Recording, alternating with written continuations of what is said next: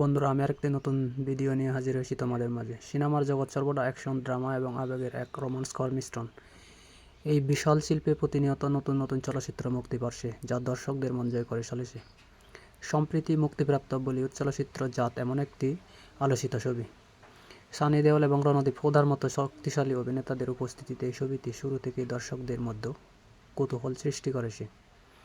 জাত হল 2025 সালে মুক্তিপ্রাপ্ত একটি ভারতীয় হিন্দি ভাষার অ্যাকশন ড্রামা চলচ্চিত্র।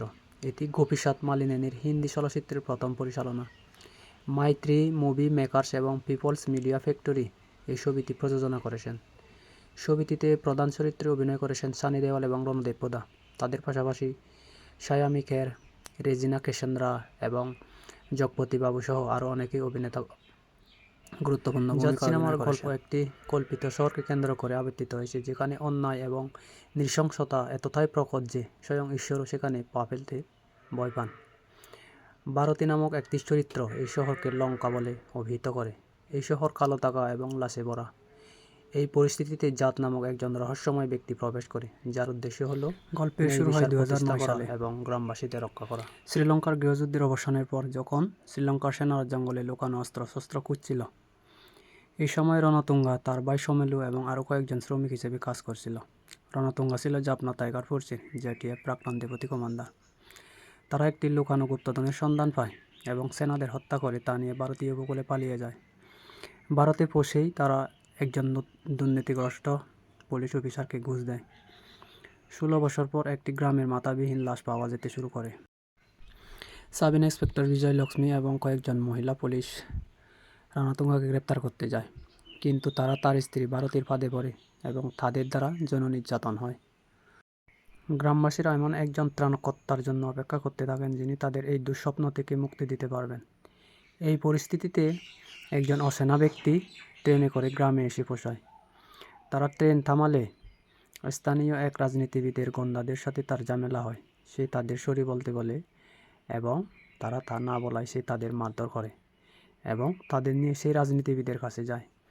এই বিষয়টি সোমেলু পর্যন্ত পৌঁছায়। সোমেলু প্রথমে এই বিষয়টিকে হালকাভাবে নিলেও জাত বিজয়ালক্ষ্মীর কাছ থেকে রণতুঙ্গার সন্ত্রাস এবং তাদের উদ্দেশ্য সম্পর্কে জানতে পারে। এরপর সে জাত একাই রণতুঙ্গার সাম্রাজ্য ধ্বংস করার সিদ্ধান্ত নেয়। অভিনয় করেছেন সানি দেওল।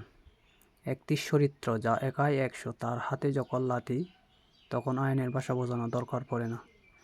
সানি দেওলের চরিত্রটি ভারতীয় সেনাবাহিনীর এক প্রাক্তন ব্রিগেডিয়ার, যিনি সমাজের ন্যায় ও অবিচারের বিরুদ্ধে রুখে দাঁড়ান। তার সংলাপ, শারীরিক ভাষা এবং অ্যাকশন দৃশ্যগুলি দর্শকদের তালি বাজাতে বাধ্য করে। রণতুঙ্গা অভিনয় করেছেন রণদীপ হুডা। সিনেমার প্রধান ভিলেন একজন নির্মম সন্ত্রাসী, একটি সৃষ্টি করে সেই মানুষকে রণদীপ হুডা এই পরিচালনা করে সাহসী তরুণ অভিনেতা গোপীচাঁদ মালিনী তার চলচ্চিত্র সংঘাতিকতার সত্যরতিতে ভারতীয়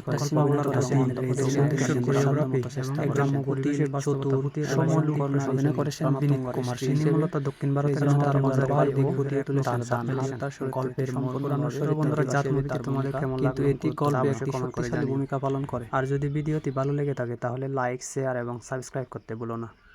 দেখা হবে পরে ভিডিওতে। ততক্ষণে সবাই ভালো থেকো, সুস্থ থেকো। ধন্যবাদ সবাইকে।